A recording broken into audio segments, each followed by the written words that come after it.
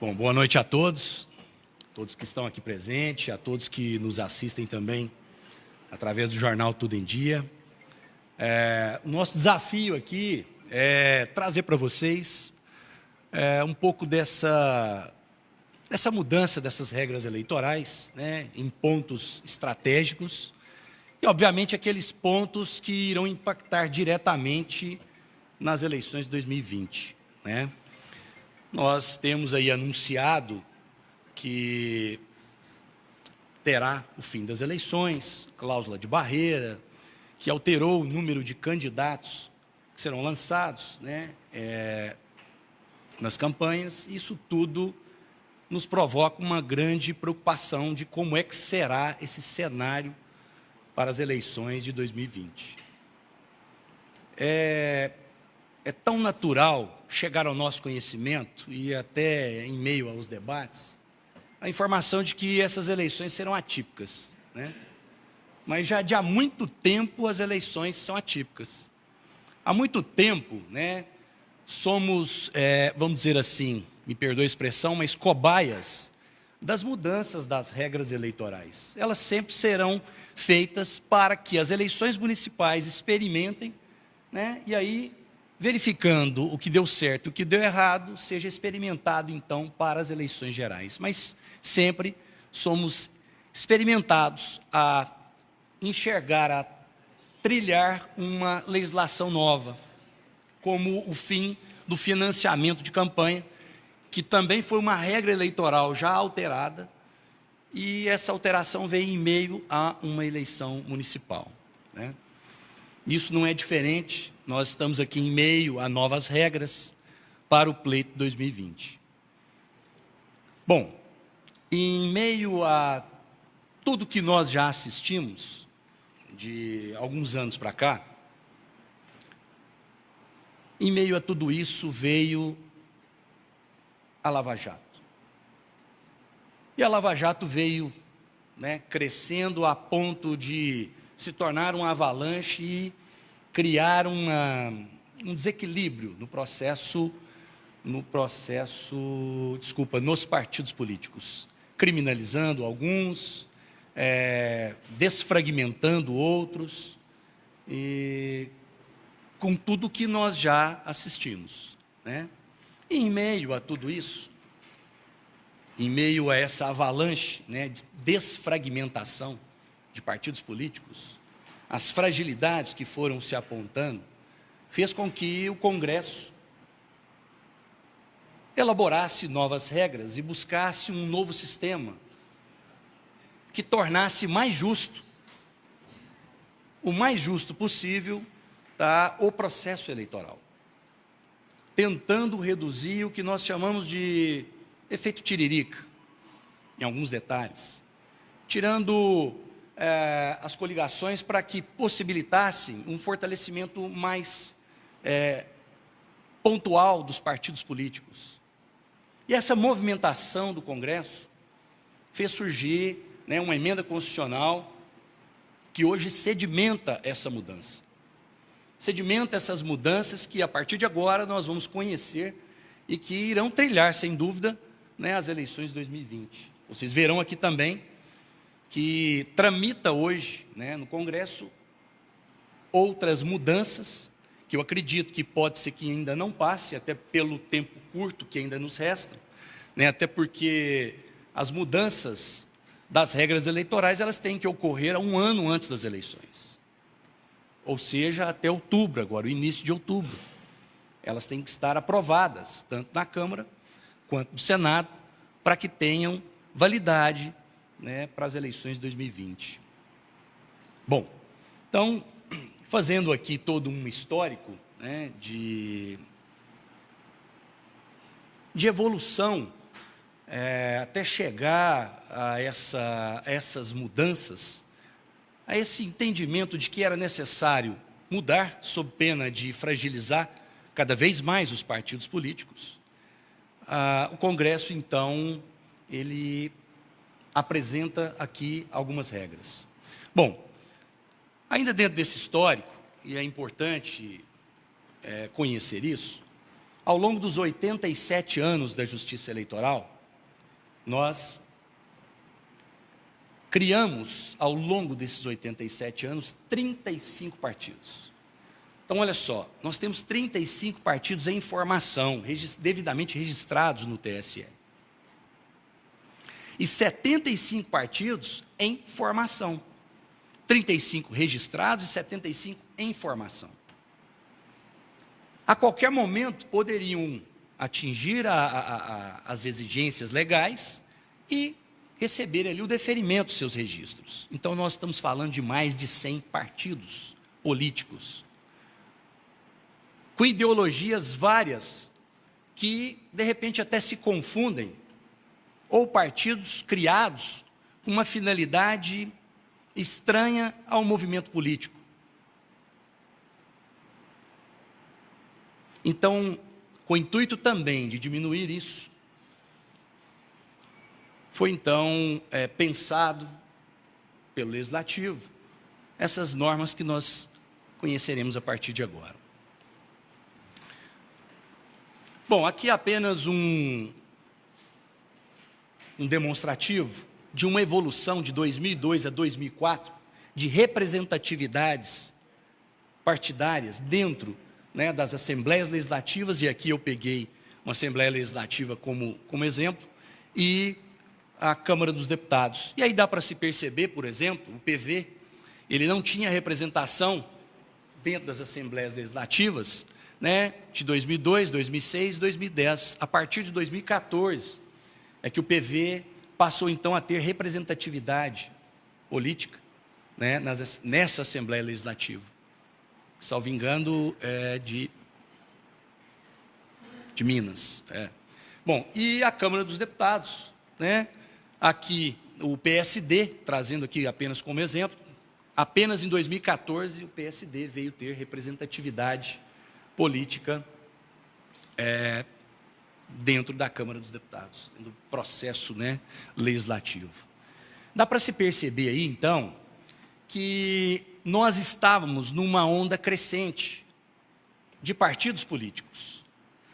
Quando começávamos, então, com 2, 3, de repente, nós chegamos com 35 partidos políticos.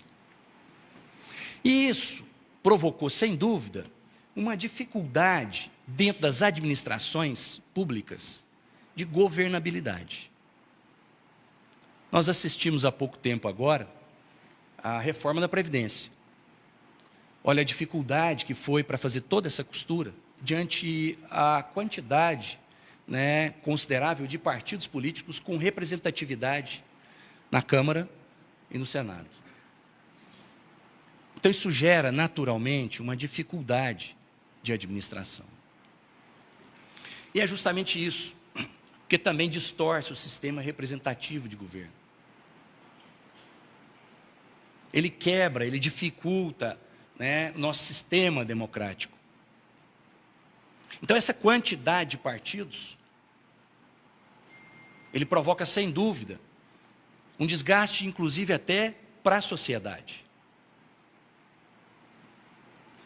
E aí, então, criou-se alguns dispositivos que inviabilizasse, e que inviabiliza, sem dúvida, a criação de novos partidos. Ou até mesmo aqueles partidos que estão para receber o deferimento de registro junto ao Tribunal Superior Eleitoral, também encontrarão dificuldades para manter os seus filiados. Porque foi criado aqui, então, a primeira regra que eu trago para vocês, é a cláusula de barreira. É uma cláusula de desempenho. E essa cláusula de desempenho, ela teve duas vertentes. Uma para o candidato e outra para o partido. Para o candidato, eu trouxe o seguinte exemplo. Vamos imaginar, então, um município com 10 mil eleitores, onde nós tínhamos ali 9 mil votos válidos, com 9 vagas no Legislativo. Bom, para chegar ao coeficiente eleitoral, eu pego o número de votos válidos, divido pelo número de vagas do Legislativo, vou encontrar, então, 1000. Coeficiente eleitoral, 1000. Bom, para o candidato ser eleito, ele tem que ter, no mínimo, 10% do coeficiente eleitoral, que seria, então, 100 votos. Mas aí há uma pergunta. Ricardo, mas no universo do que você me apresentou aí, alguém com 100 votos não seria eleito. Não seria eleito. Mas é porque nós temos aqui o que nós chamamos de efeito tiririca. Vamos imaginar que dentro daquela coligação, dentro daquele partido, nós tivéssemos, então, 2 candidatos.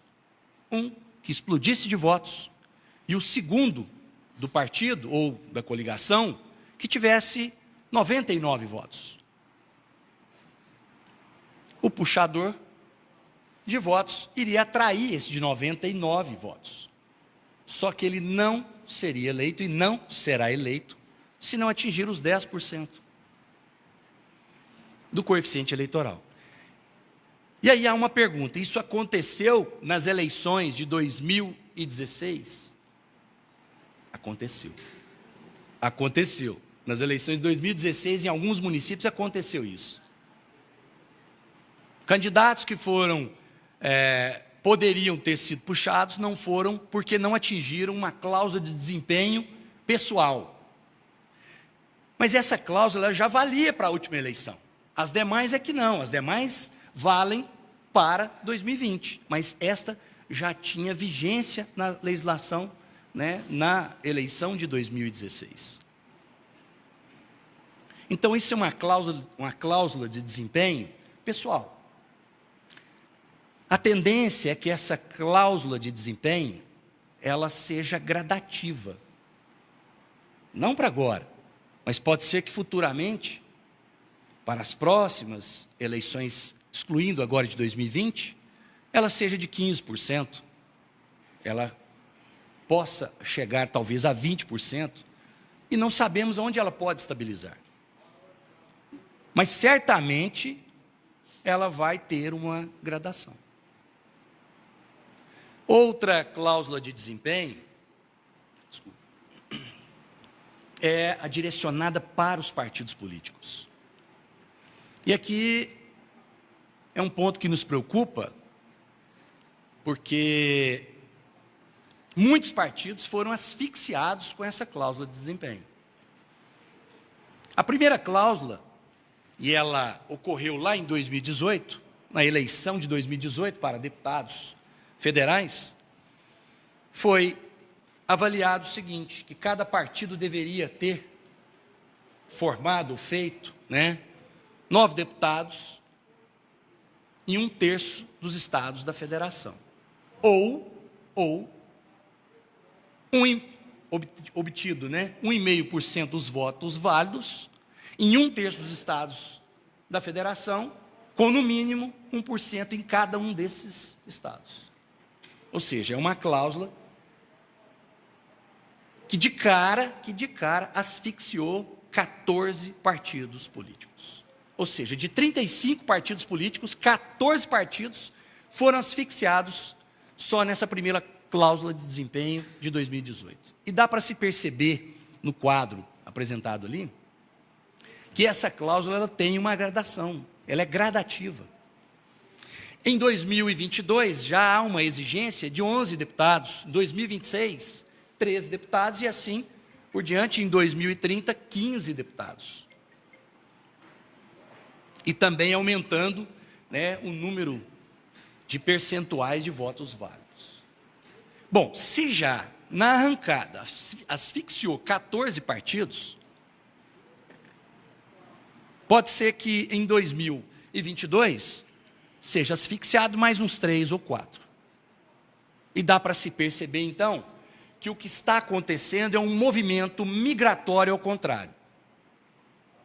Antes nós tínhamos um movimento de crescimento de quantidade de partidos, e agora nós estamos tendo aqui, de forma real, um encolhimento da quantidade de partidos políticos.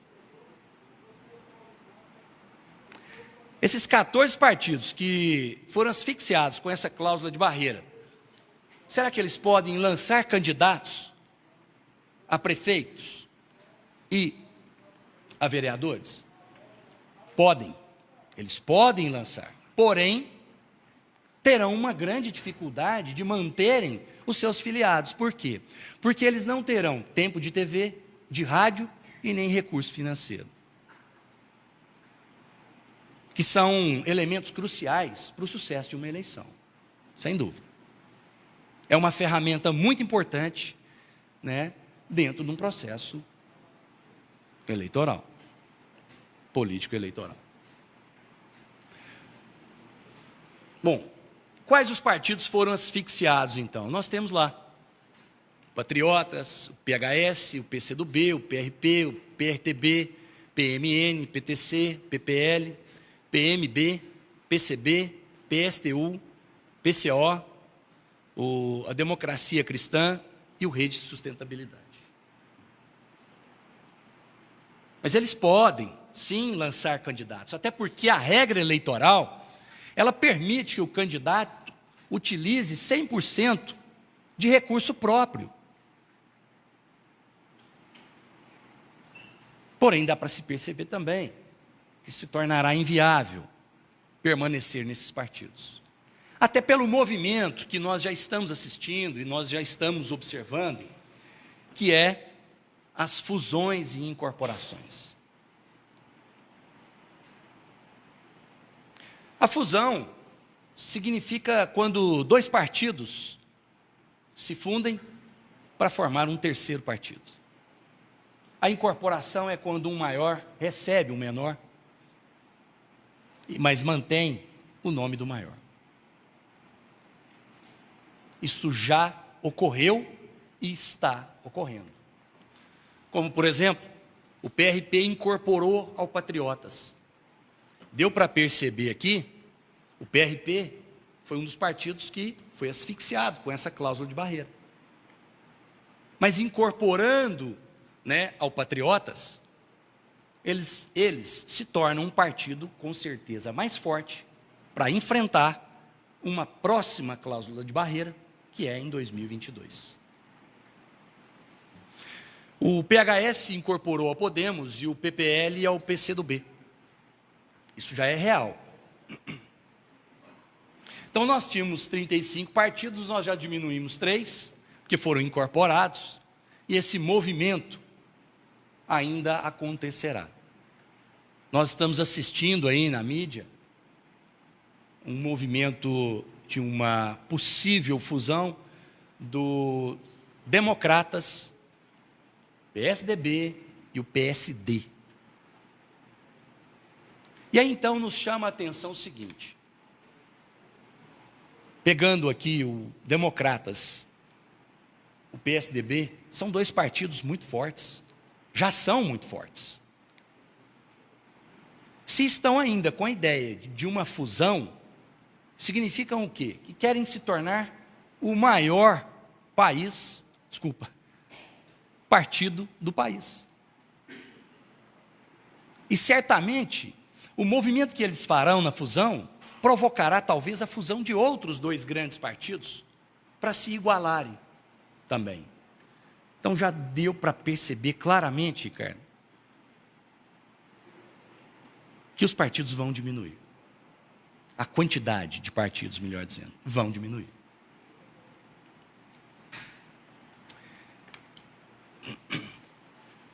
E aí o seguinte, um ponto que nos chama a atenção, e agora nós vamos adentrar nesses pormenores, né? E eu peço até que os questionamentos fiquem para o final, para que seja mais dinâmico aqui a apresentação, não tome tanto tempo de vocês. Eu peço que esses questionamentos fiquem, né, para o final da apresentação. Então, olha só, tá bom então, o meu partido fundiu a outro, ou vai incorporar o A ao B, enfim. E a minha situação, como é que eu fico? Será que eu poderia migrar para outro partido? Sabendo disso, Ricardo, eu poderia mirar em algum partido grande e me desfiliar do partido que atualmente estou e migrar para outro partido. O que você me orienta?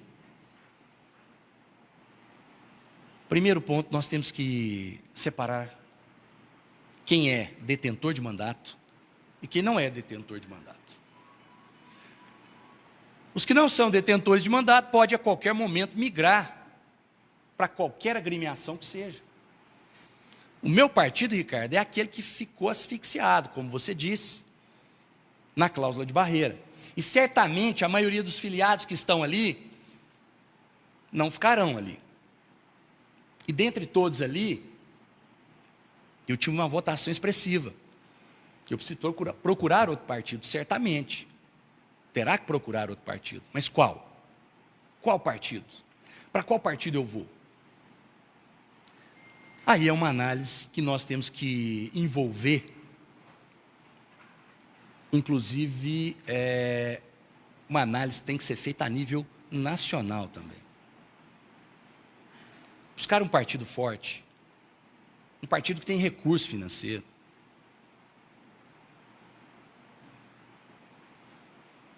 um partido que tem uma quantidade de filiados razoável.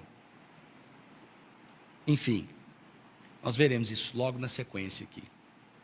Mas e aí? Como é que fica? Eu posso, então, migrar para qualquer partido, perfeitamente. Bom, e se eu sou detentor de mandato? Bom, aí nós temos algumas regras a cumprir. Quando se tratar de fusão e incorporação, a legislação autoriza aquele filiado ao partido que está sendo incorporado a outro, de desfiliar e filiar a outro partido, sem perder o mandato. Isso eu digo para os proporcionais, que para os majoritários, essa regra ela não tem impacto, as demais regras, né, de infidelidade partidária, até porque o entendimento do Supremo Tribunal Federal é de que o mandato é do candidato a prefeito, do candidato a vice, dos vereadores, né, dos proporcionais, deputados, senadores, deputados e federais e deputados estaduais, o mandato é do partido e não do candidato. Então, para os proporcionais, observando essas regras, né, quando se tratar de fusão e incorporação, perfeitamente, ele pode sim migrar para outro partido sem correr o risco de perder o mandato. Bom, mas quais outras opções eu teria para migrar para outro partido sem perder o mandato? Uma mudança substancial do programa partidário, uma discriminação pessoal e também um instituto que nós chamamos de janela. A janela, mas vem cá, a janela eu posso utilizar ela, eu sou detentor de mandato, sou vereador e quero utilizar a janela para migrar para outro partido perfeitamente. Isso é lei, está autorizado em lei. Como é que funciona então a janela? Porque isso, quando surgiu, ocorreu inúmeras dúvidas, inclusive vereadores utilizaram dessa janela na última eleição para deputados e estão sofrendo as consequências. Por qual motivo? Porque a janela ela só pode ser usada para aquele proporcional que está no final do mandato. Ou seja, os vereadores, o ano que vem, estarão no final do mandato deles. Então, essa janela, a permissão de uso dela é apenas para os vereadores. Não cabe autorização aqui para os deputados. E vice-versa. Quando autorizado para os deputados, não caberia os vereadores utilizarem desta janela, né, para migrarem para outro partido, sem correr o risco aí de perder o mandato. Bom, e qual é o período dessa janela? Nós temos um prazo de filiação, é um prazo mínimo de filiação. Eu para ser candidato, eu tenho que ter domicílio eleitoral, eu tenho que estar filiado a um partido político, e a filiação a esse partido político exige um prazo mínimo na lei, que é de 6 meses. Lembrando que devemos observância para aquele que é filiado às regras do próprio partido, ou seja, ao estatuto. Então, sempre verificar o que é que diz o estatuto.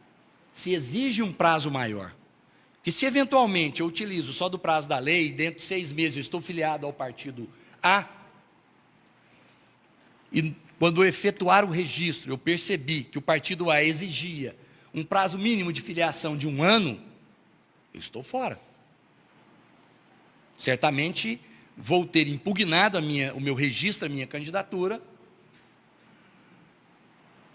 e não disputarei o pleito 2020. Bom, então se é um prazo de 6 meses o prazo de filiação, a janela ela abre 30 dias antes desse prazo de 6 meses, ou seja, no 7º mês antes da eleição. Esse é o prazo da janela em que todos os detentores de mandatos proporcionais podem, então, migrar para outros partidos políticos. E aí nós temos aqui, então, uma segunda regra que eu trago como uma das principais também, sendo a cláusula de barreira uma delas, né? E agora o fim das coligações. São 2 grandes mudanças que, sem dúvida, apenas as 2 já impactam em muito, né, a corrida do pleito a 2020. O fim das coligações quer dizer, então, que não terá mais coligações, Ricardo? Não, não é isso. Ainda permanecerá as coligações, porém, apenas para os cargos majoritários. Ou seja, a nível majoritário, nas eleições majoritárias, prefeito e vice, os partidos podem sim fazer alianças e formar ali uma coligação. Mas a nível proporcional, terão que disputar isoladamente. E aqui um dado muito interessante, porque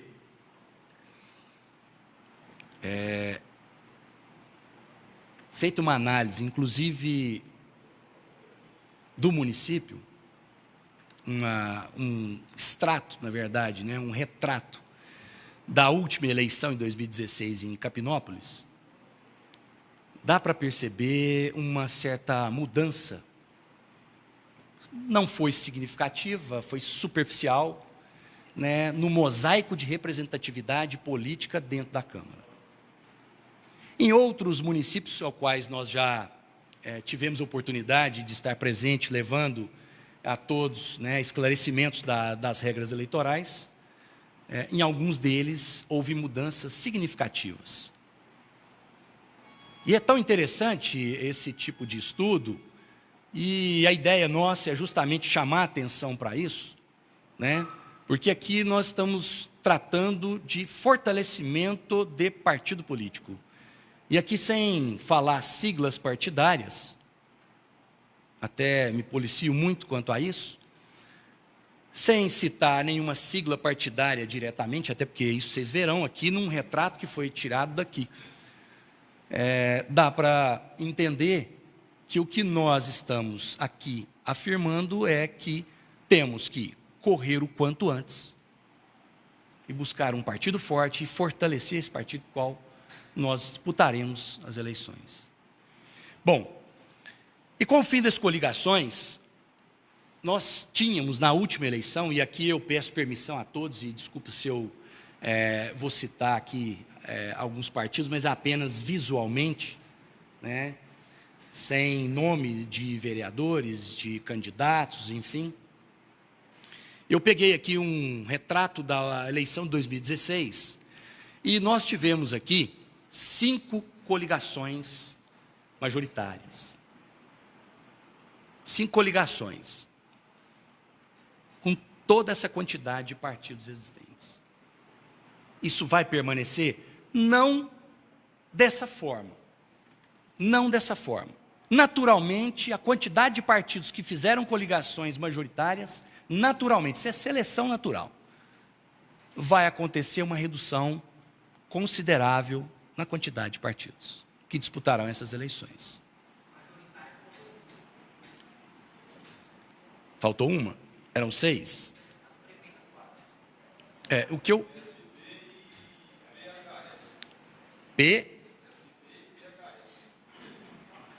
PSB e PHS. Até peço desculpa, porque esses dados é o que constam lá do TSE, do TRE, foi extraído hoje, antes de vir para cá, né? Esses dados aí. Bom, dentro desses partidos que vocês citaram, Houve candidatos a vereadores? Não, perfeito, ótimo. Então, os dados que eu trouxe aqui são reais, tá? Falo em números do que vocês verão posteriormente. Então, vamos acrescentar aqui para a majoritária mais uma coligação. Então, dizendo aqui que houve 2 coligações. Desculpa, 6 coligações majoritárias. E, proporcionalmente, serão todos esses partidos, incluindo esses 2 que vocês acabaram de citar. Isso vai permanecer? Não dessa forma, mas a proporcional, sim, com exclusão de alguns partidos que talvez no meio do caminho, né, vão ser esvaziados e não lançarão candidatos a vereadores. Bom, para o município de Capinópolis, nós temos aqui 11 vagas no Legislativo. E a regra eleitoral, ela diz o seguinte, que os partidos, como disputarão as eleições de forma isolada, agora eles poderão lançar candidatos com um número de candidatos de até 150%.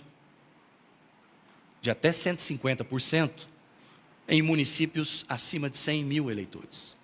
Com municípios abaixo de 100 mil eleitores, nós podemos lançar 200% do número de cadeiras do Legislativo. Então, nós estamos falando aqui de 22 candidatos por partido.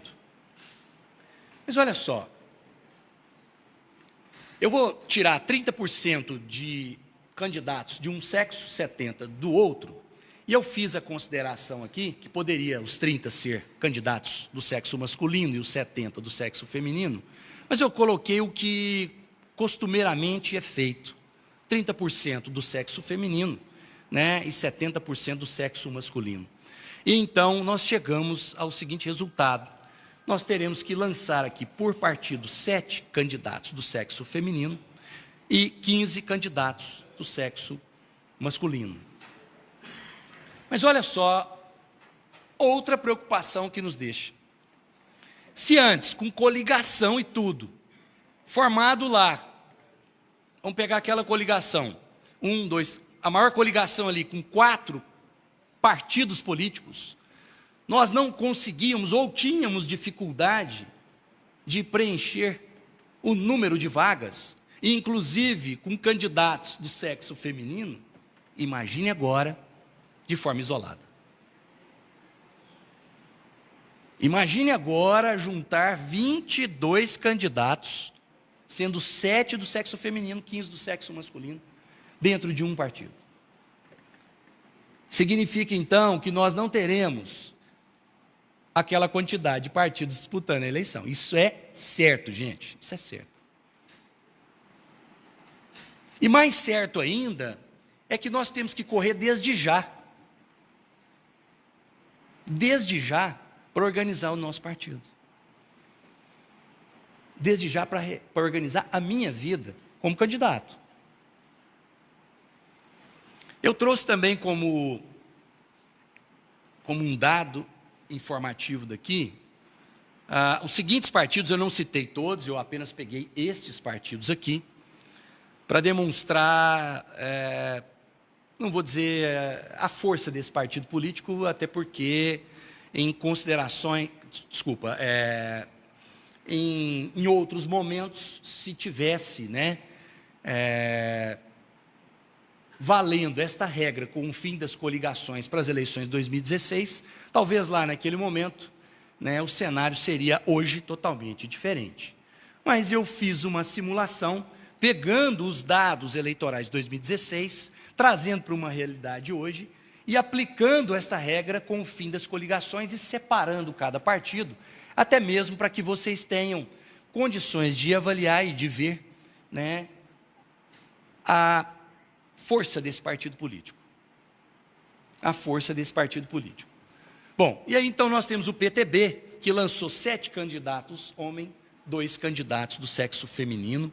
PSDB, 11 candidatos do sexo masculino, 7 do sexo feminino. O MDB, 4 masculino, 2 feminino. Solidariedade, 5 masculino e 3 feminino. Democratas, 8 masculino e 2 feminino. O PT, 4 do sexo masculino. Na Câmara Municipal, nós teríamos o seguinte retrato. O PTB manteria o número de candidatos eleitos, de vereadores eleitos. Esses dados aqui também foram feitos em cima dos dados, separando agora as coligações. Eu retirei todas as coligações, fiz o cálculo, refiz o cálculo em cima de cada partido político, né, e nós chegaríamos aqui, então, à manutenção dos candidatos do PTB, do MDB, do DEM e do PSDB. Solidariedade aumentaria 1, o PT diminuiria 1, perderia o que tem. Obviamente, como eu disse, né, se eventualmente essas regras estivessem valendo em 2016, o cenário talvez não seria esse. Até porque estariam todos vocês preparados, né, vocês, eu digo, os candidatos, os partidos preparados para aquele momento. Né? O que eu fiz foi aplicar uma regra para um cenário totalmente diferente, mas considerando, né, as mesmas condições de temperatura e pressão, eu cheguei nesse resultado aí. Mas apenas a título de informação, apenas para entender, né, o quanto nós precisamos de rever esses dados, de reestudar esse cenário político, né, de reavaliar o nosso partido e de entender que nós precisamos de fortalecer esses partidos, ou o nosso partido. Bom, e aqui eu buscando também demonstrar essa força partidária, eu busquei aqui também demonstrar a quantidade de votos que cada partido teve. Então, teve partidos que atingiu 2 vezes o coeficiente eleitoral, outros 1 vez, e 3 partidos não atingiram o coeficiente eleitoral. Mas isto já é histórico nas últimas eleições, tanto 2016 e as anteriores também, que a maioria dos partidos políticos que vão para a disputa eleitoral, de forma isolada, dificilmente atingem o coeficiente eleitoral. Isso é um dado histórico, que a maioria dos partidos não atingem o coeficiente eleitoral. Antes, os partidos que não atingiam o coeficiente eleitoral, eles nem participavam da média.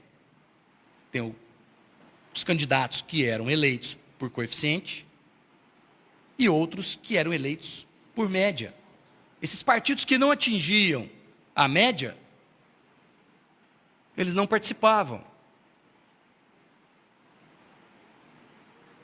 de novas cadeiras, né, distribuídas pela média. Agora, com a mudança das regras eleitorais, esses partidos participam, mesmo não atingindo o coeficiente eleitoral. Tá? Bom, então o que é que nós precisamos fazer? Já deu para entender que nós precisamos aqui, então, fortalecer o partido político. E como é que eu vou fazer isso? Primeiro ponto, lançar candidatos majoritários. Por que isso? Porque com a candidatura majoritária vem os votos de legenda, vem uma quantidade maior de votos de legenda.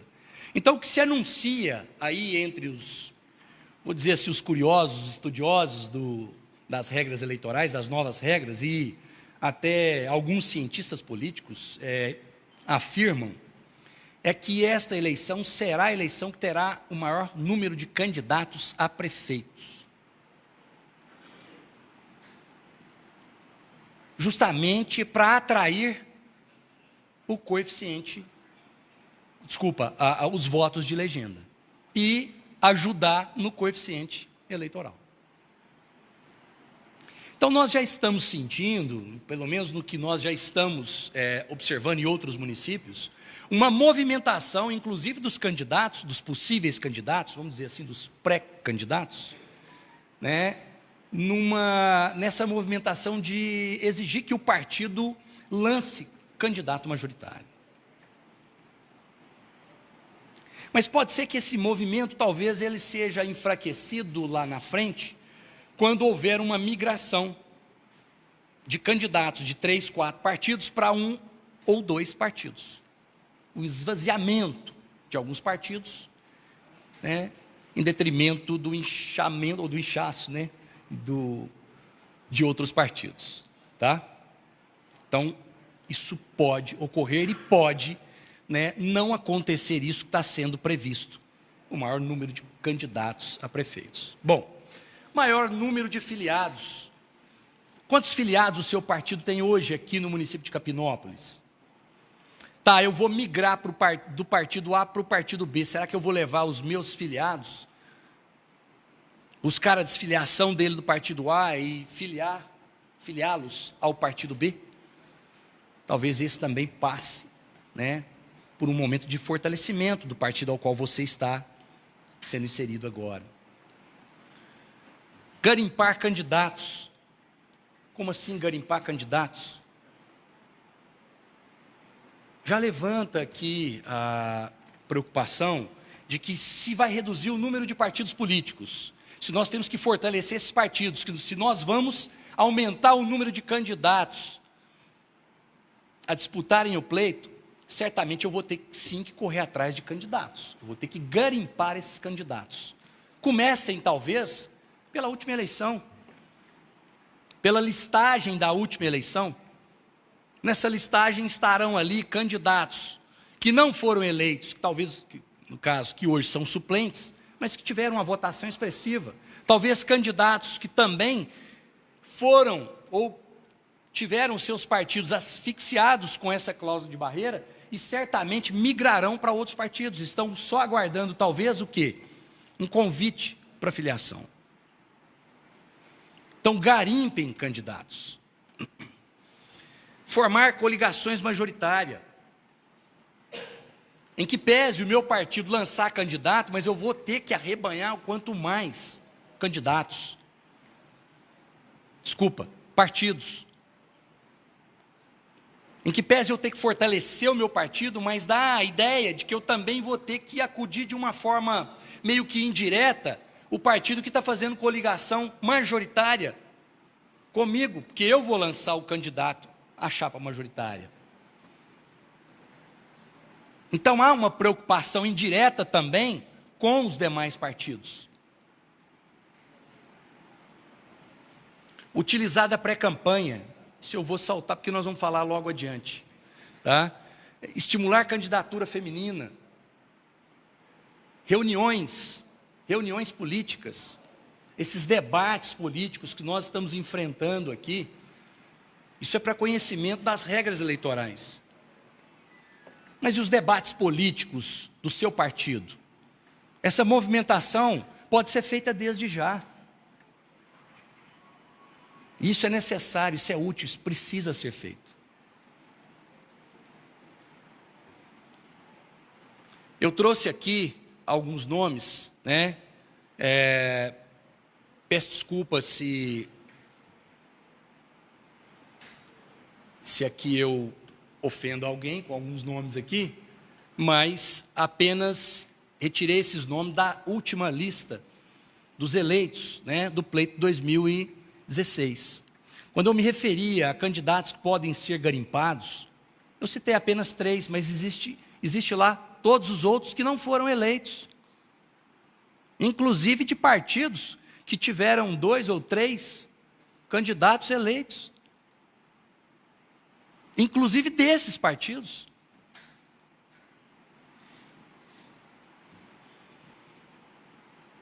Bom, pré-campanha. Então, olha só, na última eleição, em 2016, o Instituto da Pré-Campanha ele já estava autorizado. E de forma tímida, muito pouco foi visto nesse sentido. Muitos candidatos sequer utilizaram do Instituto da Pré-Campanha. E se utilizaram, foi faltando alguns dias para o início das campanhas eleitorais. Mas a pré-campanha já está autorizada. O que é que eu posso fazer como ato de pré-campanha? Quase tudo. Quase tudo. Desde que eu não viole a lei eleitoral, eu posso quase tudo. Mas eu também não posso fazer um pedido expresso de voto. Se estamos, de repente, em reunião, e aqui como estamos, eu poderia muito bem chegar aqui, né, me apresentar o meu currículo, apresentar os meus feitos, né, a minha administração, ou né, falar da minha atuação na minha pasta política, como secretário de Fazenda, como secretário de Saúde, de Ação Social. Posso muito bem vir aqui, me apresentar para vocês e passar todo o meu currículo para vocês. O que eu não posso é, ao final de tudo isso, pedir o voto para vocês. Então, concluindo, eu gostaria muito de obter o voto de vocês para as eleições de 2020. Vocês sabem muito bem, o meu partido é o A, né, o meu número é o tal. Então, eu gostaria muito aqui de contar com vocês. Opa, eu acabei de violar esta regra. Mas se eu retirar isso, essa parte final, tudo aquilo que eu disse é permitido. E quem entende de política, quem está no meio, o fato de eu chegar aqui e me expor, apresentar, próximo a um processo eleitoral, já dá para entender e fica subentendido que eu estou aqui fazendo o quê? Pedindo o voto de vocês. Se já está subentendido, não precisa de forma expressa chegar aqui e pedir o voto de vocês. Então, gostaria de contar com o apoio de todos vocês, né? As eleições estão por vir, agradeço aqui a presença de todos, tá? Enfim, ponto, para por aqui. Tá, mas se eu posso usar de ato de pré-campanha, eu posso então divulgar esses feitos, ou de repente a minha imagem, num outdoor. Ato de pré-campanha é uma coisa, o gasto do outdoor é outro, a utilização desse instrumento é outra coisa, que é vedado quando é propaganda eleitoral. Quando estamos no momento de propaganda eleitoral, o uso de outdoor não é permitido. Se não é permitido lá, em ato de pré-campanha ele também não é permitido. Ah, sabe o que? Eu vou mandar fazer 15 mil santinhos. E não vou colocar número, não. Eu vou ali fazer 15 mil santinhos e falar o seguinte, já que você falou, Ricardo, que não posso pedir voto, eu vou fazer um texto bem legal, 15 mil santinhos, e sair distribuindo na cidade inteira. Bom, ato de pré-campanha é uma coisa. O gasto é outro. Isso poderia ou pode configurar um abuso do poder econômico. Antes mesmo de entrar em campanha, você está tendo um gasto excessivo para se autopromover. É natural que é para isso. Ninguém sai distribuindo 15 mil santinhos que não seja para auto se promover. Então, a pré-campanha eu posso fazer desde quando? A partir de agora, vocês estão em ato de pré-campanha. A partir de agora eu posso, então, utilizar as minhas redes sociais, utilizar o Facebook. Eu posso, em reuniões, né, familiares, com os amigos, anunciar que eu sou um pré-candidato? Posso anunciar que eu sou um pré-candidato. Mas sempre com muito respeito às regras eleitorais.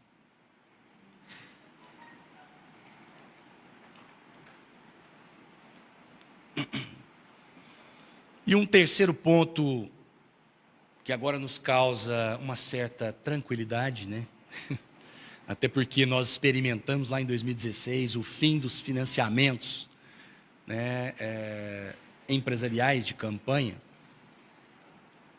E aí então os candidatos tiveram que, naquele curto espaço de tempo, correr e arrumar recurso próprio para tocar as suas campanhas. Agora nós temos um financiamento público de campanha. Isso foi utilizado na última eleição geral. Na última eleição geral, alguns candidatos receberam, sim, uns recursos consideráveis. Como exemplo, eu cito aqui como exemplo, sem citar nomes, mas teve candidatos a deputados federais em Uberlândia que recebeu mais de 2 milhões de reais desse recurso. Mais de 2 milhões de reais para tocar a sua campanha. Então, talvez isso vai entrar num contrapeso com a dificuldade que nós tínhamos de preencher a chapa. Isso talvez entre num contrapeso a ponto de facilitar, de uma certa forma, o preenchimento do número de candidatos a disputarem o pleito de 2020. Porém, nós temos que ter aqui um cuidado muito grande com o que nós chamamos de candidatura ficta. Isso foi alvo e ainda é alvo de investigação, de processos, de atuações do Ministério Público a nível nacional, e nós já assistimos, eu nem preciso aqui citar nomes de partido, com relação às candidaturas fictas. Foram lá, encheram, preencheram, né, a chapa completa, candidatos a deputados. Esses recursos foram distribuídos ao teto de cada campanha e com uma combinação de que houvesse ali, não a devolução, mas o gasto para ajudar em outras campanhas que não a do próprio candidato que havia recebido aquele recurso. Isso é alvo, né, de intervenção do Ministério Público e muito cuidado, que o Ministério Público estará e continuará muito atento quanto a isso. Até porque nós estamos lidando com dinheiro público. Então, tomar muito cuidado quanto a isso, as candidaturas fictas, isso aqui é apenas uma observação. Eu sei que isso aqui não ocorreu aqui, né? Teve um dos municípios que nós passamos que teve 3 casos, mas lá nas eleições de 2016, também não preciso citar aqui qual município e nem quais candidatos, né? Hã? Está tendo um caso? É. Qual município? Ituiutaba. Ah, tá.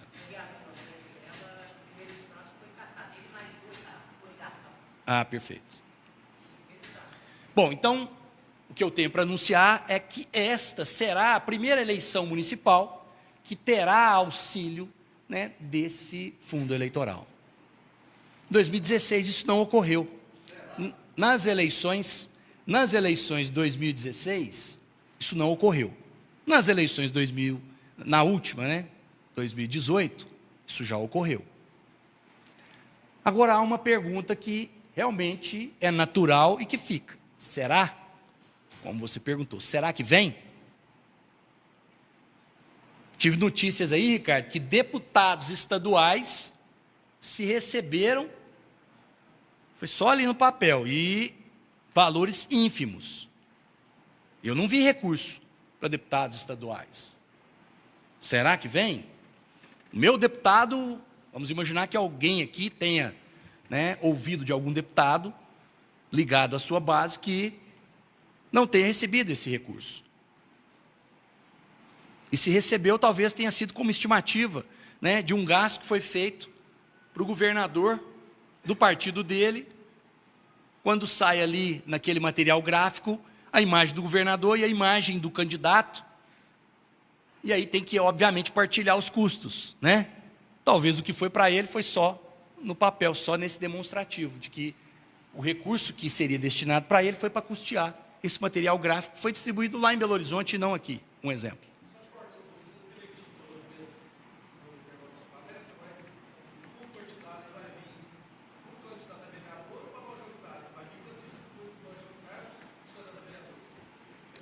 É isso que eu ia falar agora, Darcy.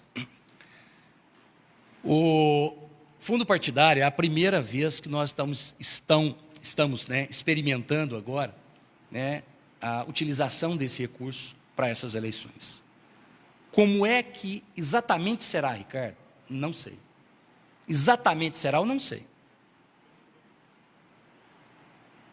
Mas vamos levar em consideração a última eleição em 2018, em que tínhamos presidente, vice-presidente, tínhamos governadores, vice-governadores, senadores, deputados federais, deputados estaduais. O dinheiro entra aqui. Para chegar aqui embaixo, ele vai chegar bem regrado. Não é isso? É. E o que eu estou dizendo aqui, que alguns deputados passaram por isso, deputados estaduais, que os federais receberam, os estaduais. Isso foi real. Em algumas situações ocorreu isso mesmo. Mas dá para perceber que até chegar no último, passa por muitos. Agora nós estamos diante de uma eleição municipal, em que será candidato quem? Prefeito, vice e vereadores. E na verdade vão tirar o vice, mas vão ficar prefeito e vereadores. Não por ter mais ou menos importância, não é isso. Só estou tirando para que fique a campanha majoritária e a proporcional. Então, levando em consideração isso e respondendo a sua pergunta, Darcio, eu entendo que tudo leva a crer que esse recurso vai ser sim alocado aos partidos políticos e esses partidos distribuirão esses recursos, tá, às campanhas municipais. Agora, nós temos também que levar em consideração que o meu partido é o A, eu vou disputar a eleição aqui pelo partido A. Mas é justamente o partido que disputará a eleição lá no Rio de Janeiro, na capital, disputará em São Paulo também. Opa! Aí então, certamente, uma boa parte desse recurso será utilizado lá, para depois ser destinado para as campanhas municipais. Desculpa, para as campanhas de cidades menores, vamos dizer assim. Mas tudo indica que chegará. Sabe por quê? Na última eleição, como recurso, nós tínhamos 1,7 bilhão. E isso foi utilizado. A proposta do governo é que seja 2,5 bilhão, ou seja, 2,5 bilhões, né? Para a eleição 2020. E a lei de diretriz orçamentária, aprovada lá na Câmara, na comissão da Câmara, aprova o quê? 3,7 bilhões. Então dá para perceber o seguinte, se tiver, né, se nós tivermos aqui 3,7 bilhões, nós estamos dobrando a quantidade de recursos que serão esparramados em todos os municípios brasileiros. Para chegar em dois níveis, o candidato majoritário e o candidato proporcional. Então quase tudo indica que esse recurso ele vai chegar. Aí é que está. Voltando àquilo que nós falamos de fortalecimento de partido, de enxergar aqui um novo cenário, de buscar um partido, para qual partido eu vou migrar? Eu trouxe aqui, sem pretensão de falar, ó, vai migrar para o partido que está em primeiro, em segundo, em terceiro, não. Mas isso aqui também é alvo de observação para aquele que quer migrar para um partido e também se utilizar do fundo partidário, desculpa, do fundo eleitoral. Tem que levar em consideração isso quando for escolher o seu partido. Então nós temos lá, né, o primeiro partido com 250, desculpa, agora indo lá para 366 milhões de reais para uma campanha. Um valor muito considerável. E o último partido com 74.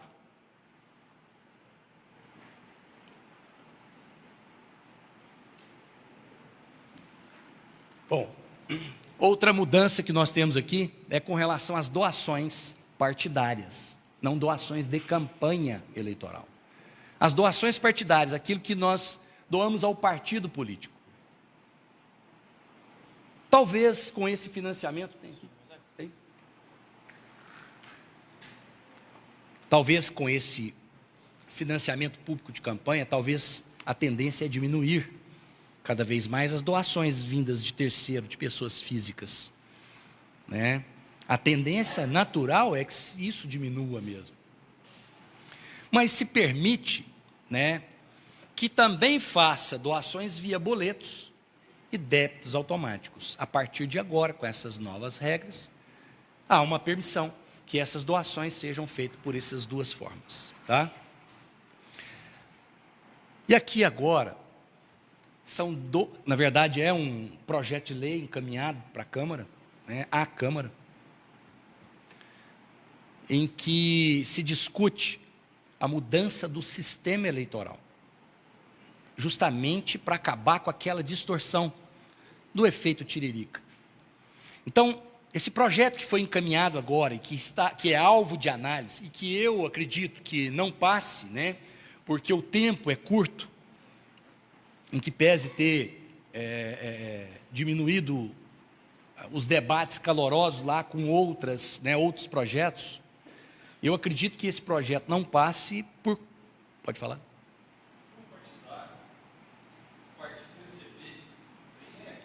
Perfeitamente. Pode ser provisório, tem que fazer executivo, qual que é as regras aí? Bom, com relação, voltando então ao fundo partidário, bem pertinente, viu, Joãozinho, seu questionamento, é porque às vezes a gente aqui na ânsia de terminar rápido aqui, para não tomar tanto tempo de vocês, a gente acaba encurtando alguns temas aqui, talvez passe batido aí informações tão importantes como a que você acabou de levantar aqui, Joãozinho. Tá, fundo partidário, todos os partidos vão receber assim de forma automática e pronto? Não. O partido ele tem que estar com a prestação de contas em dia. Tem que estar com a prestação de contas em dia. Uma regra eleitoral recente agora deu autonomia aos partidos políticos para que eles definam tempo de validade das suas comissões provisórias.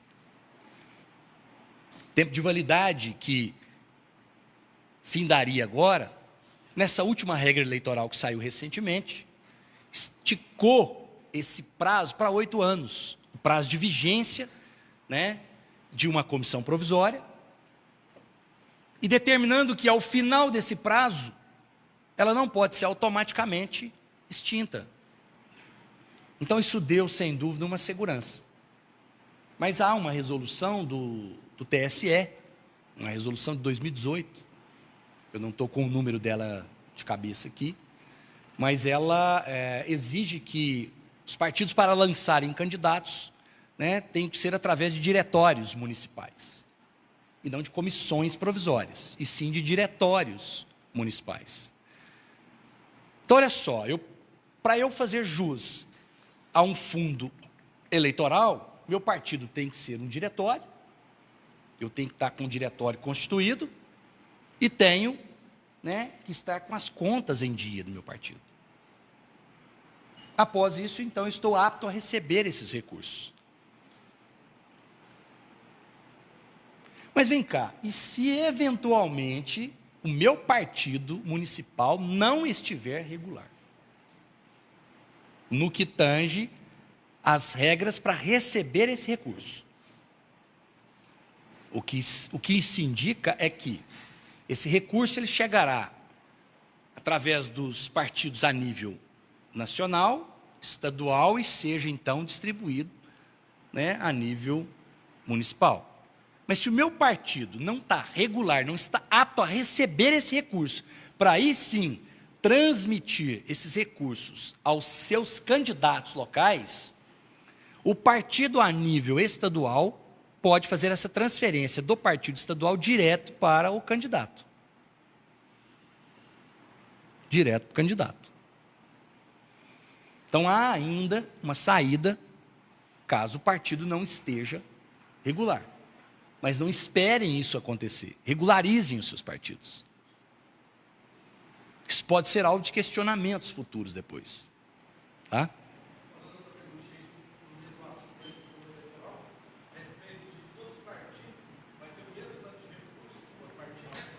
Acabei de mostrar aqui, Darcio, que os recursos serão esses daí. o primeiro partido lá terá um recurso muito maior, por número de representatividades na Câmara, perfeitamente. E assim por diante. Esses são os recursos que os partidos receberão, caso seja 3,7 bilhões, né, de recursos. Tá? Por isso é que eu disse, isso aqui, sem dúvida, passa pela análise de vocês ao migrar para determinados partidos. Eu vou migrar para o último partido ali. Certamente esses recursos vão ficar esparramados nas grandes capitais, nas grandes cidades. Pode ser que o recurso que chega aqui seja muito, mas muito pequeno. As doações, como eu já disse... Não entendi? Também, tudo isso é uma análise que tem que ser feita. Eu não estou aqui com isso aqui, gente, indicando que o movimento migratório tem que ser para o primeiro, não.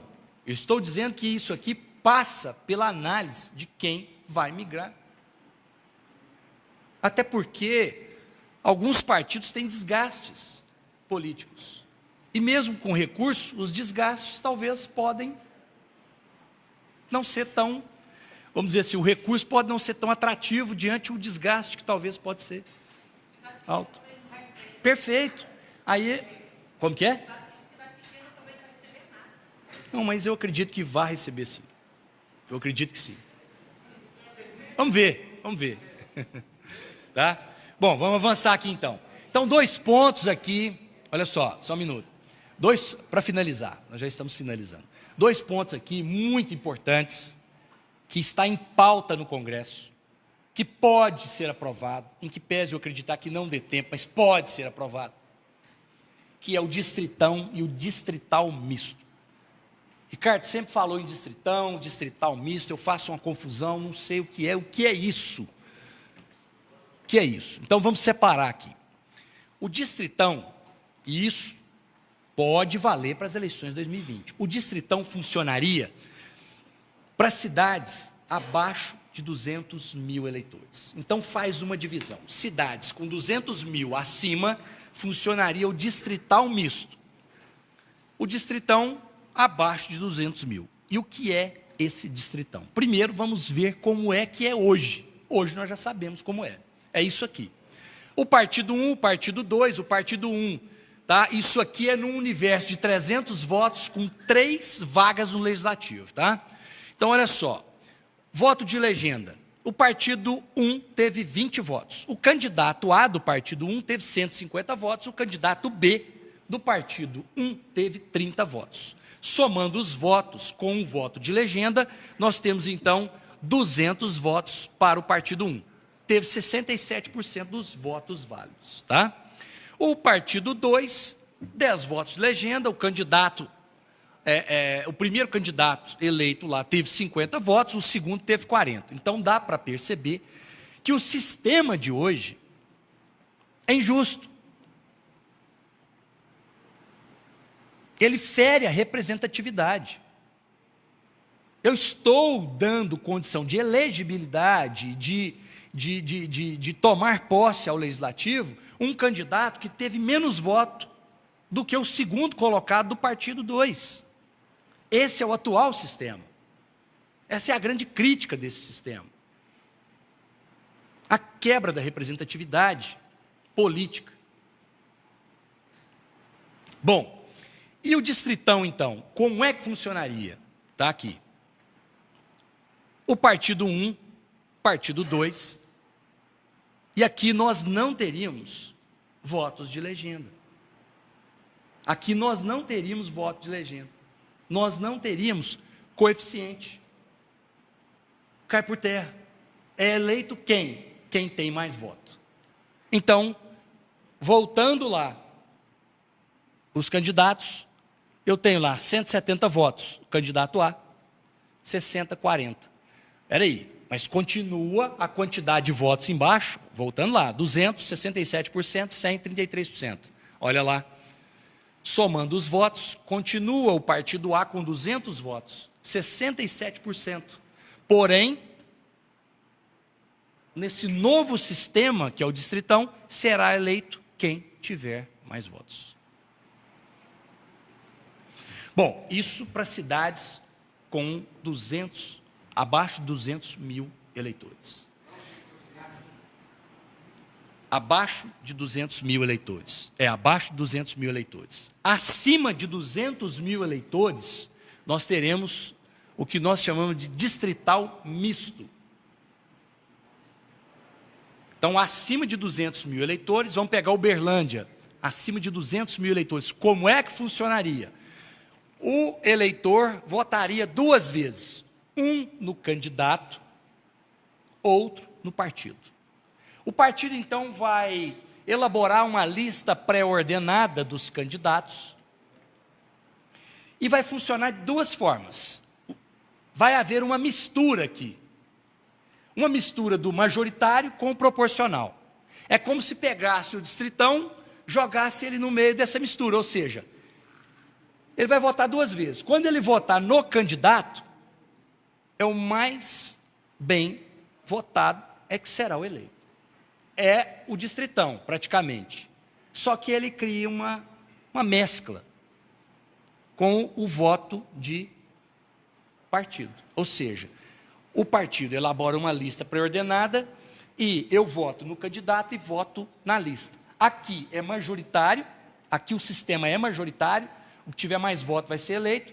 E aí, como é que funciona? Nós vamos fazer a divisão, 50% das cadeiras do Legislativo vai ser eleito pelo sistema majoritário e a outra forma pelo sistema proporcional. E aí sim, levando o coeficiente eleitoral também. Então, seria duas formas, uma forma mista. Tá? Esse seria, então, o distrital. E aí, como eu disse, né, mistura o sistema, partido se candidato, vota duas vezes, enfim. Bom, e propaganda partidária? Estamos finalizando agora. Agora esse acho que é o último slide.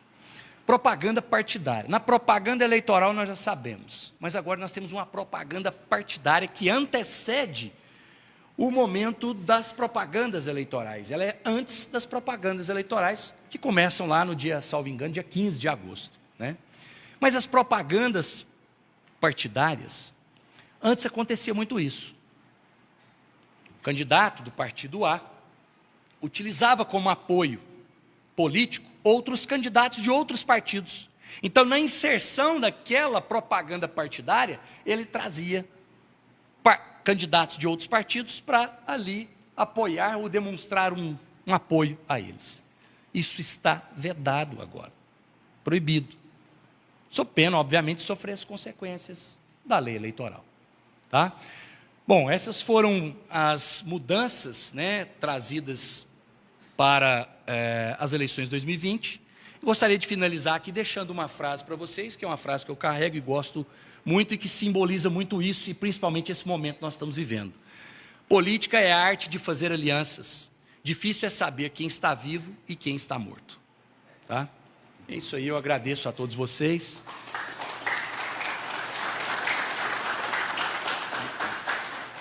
Fico aqui também à disposição para eventuais dúvidas, questionamentos, tá? E acredito que com isso a gente pode enriquecer mais ainda o debate. Vamos lá.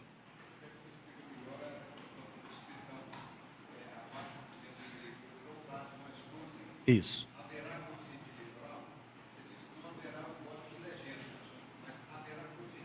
Não, também não.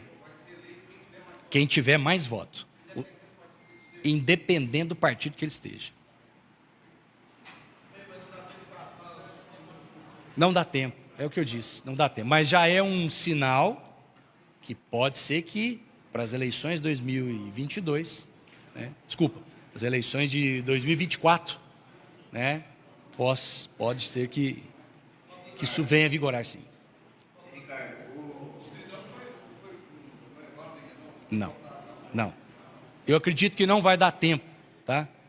A regra que você utilizou para calcular a sola, que você está com nem consciente eleitoral e tem a sola que você calculou, você fez uma análise do cenário atual.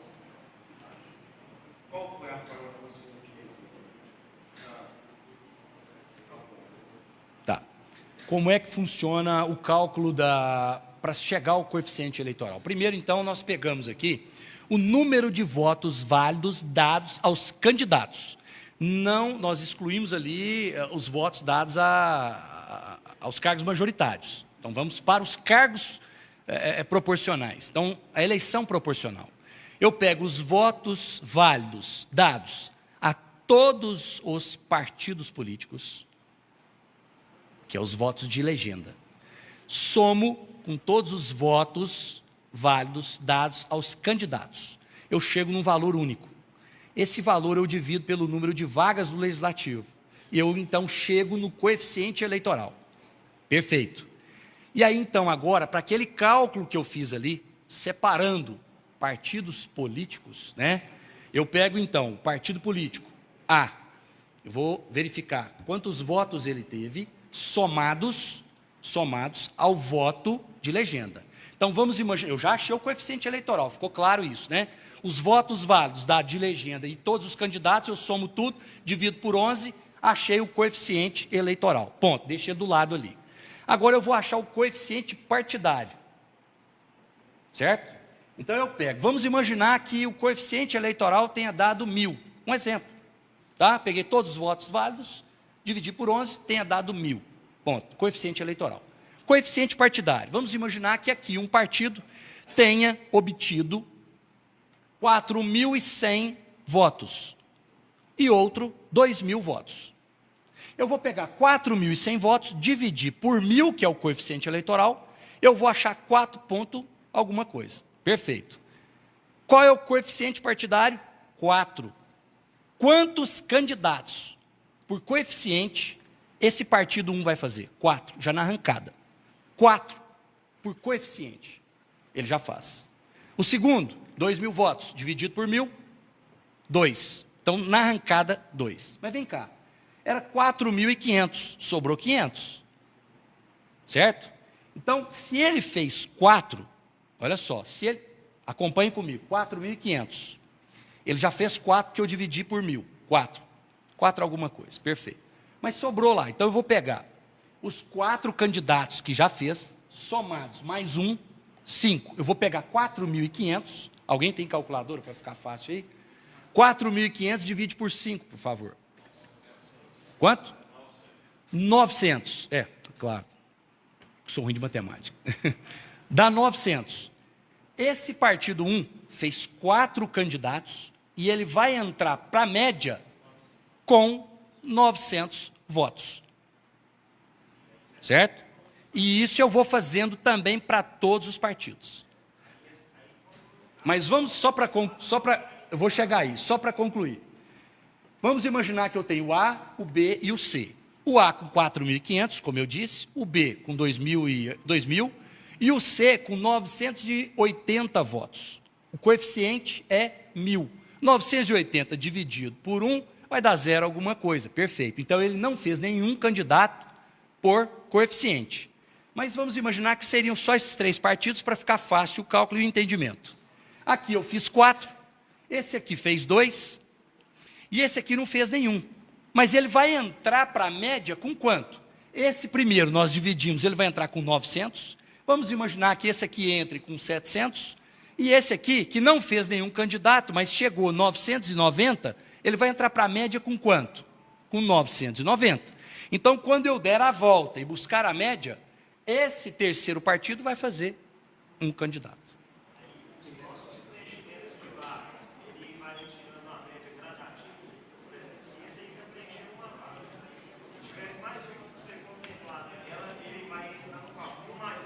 Isso. Aí, como ele fez aqui 990, ele fez 1, eu somo mais 1. Então, 1 mais 1, 2, 990 dividido por 2. Aí eu jogo o valor dele, ele vai para segundo balão da média, mas com aquele valor de votos, o número de votos, gradativamente.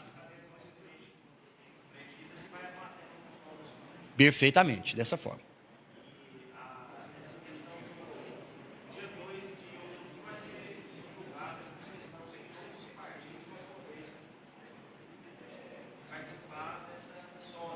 Sim, se os partidos que não atingirem, né, ao coeficiente eleitoral, se eles vão participar. Eu acredito que sim, né, até porque em que pese reduzir a quantidade de partidos, mas historicamente, né, nenhum dos partidos de forma isolada teria atingido, e isso facilitaria, tá, a distribuição da sobra. Tá? Eu acredito que sim.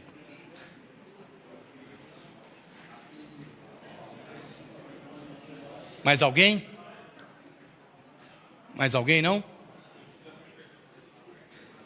Bom, então, para finalizar, eu agradeço aqui a oportunidade, tá? Estar aqui. Doutor, Ah, indagando o senhor e agradecendo o senhor pelas sábias palavras, é como o senhor disse que faz tudo pode. Lá atrás o senhor disse que nós, né, todos aqui, tem assim, um desejo de ser pré-candidato.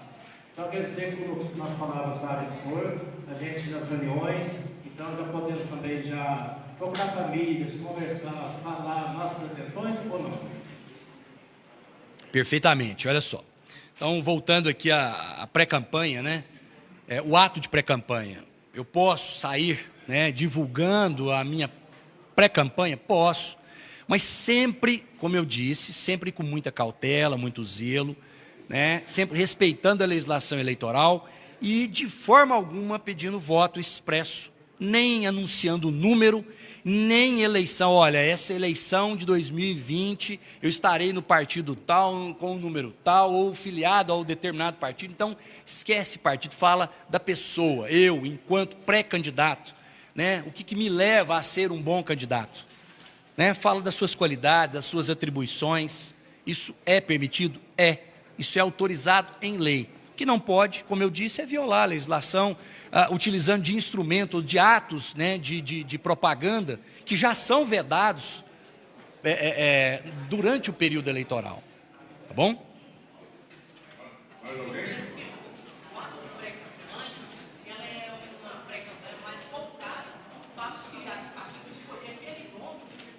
Não, não, não, não, não. Mas é isso, mas é isso. A pré-campanha.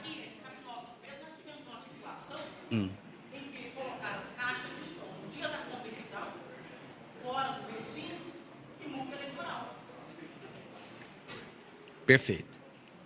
Mas eu não disse. Tá.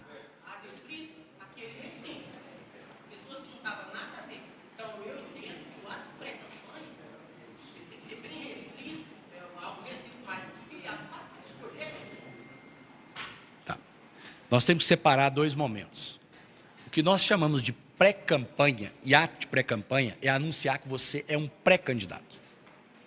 Isso você vai anunciar para quem? Tanto para os seus correligionários, os filiados do seu partido, né? Quanto para a sociedade, vamos dizer assim. Não vou nem tratar aqui como o eleitor, mas a sociedade. Você vai anunciar que é pré-candidato. Outro momento é quando? Que para eu ser eleito, eu preciso ter domicílio eleitoral aqui em Capinópolis, estar filiado a um partido político, sediado aqui. Eu não posso estar filiado a um partido lá em Tupaciguara e ser candidato aqui. Filiado a um partido aqui. Terceiro, ser escolhido em convenção. Então, esse ato de propaganda, dos 15 dias que antecedem ali, tá? É uma propaganda intrapartidária. Existe a propaganda partidária, propaganda intrapartidária e propaganda eleitoral. São 3 momentos diferentes. E o ato de pré-campanha não tem nada a ver com isso. O ato de pré-campanha está de cá. E vai abarcar tanto o período de ato de propaganda partidária e de propaganda intrapartidária. Ele é concomitante a isso. Então, nesses momentos, nós teríamos propaganda partidária, próximas convenções, propaganda intrapartidária, que é o quê? É o pré-candidato, que já anunciou que é pré-candidato, já vem anunciando, ele anuncia para os convencionais, para os filiados daquele partido: olha, eu serei candidato e eu gostaria do apoio de vocês na convenção. Perfeito? Então, são momentos distintos. O ato de pré-campanha, ele já está autorizado em lei, desde a última eleição. E poucos utilizaram disso. Poucos. Mas é isso. Mais alguém? Então, só para... então, já que não tem, só para finalizar, eu gostaria de agradecer, né, a presença de todos, né, a presença daqueles que estão aqui presentes, dos que nos assistem aí, né, no Jornal Tudo em Dia. Agradecer a oportunidade de estar aqui levando a vocês, distribuindo e estudando um pouco dessa legislação eleitoral, dessa mudança, né, das regras eleitorais, dos impactos que isso, né, provocarão nessas eleições. E, obviamente, nós experimentaremos isso juntos, né, essas mudanças, as próximas que ainda virão, mas me coloco sempre à disposição, através do gabinete do deputado Luiz Humberto, tá, para eventuais dúvidas, enfim, e questionamentos também. Tá? Então, obrigado a todos aí.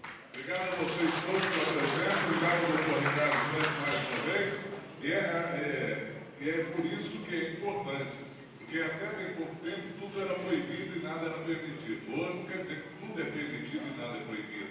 Os limites foram alterados. É mais ou menos como o salto barreira. Saltou 1 metro, o recorde é 1,10 m, aí leva a vara para 1,20 m e tal, e vai saltando.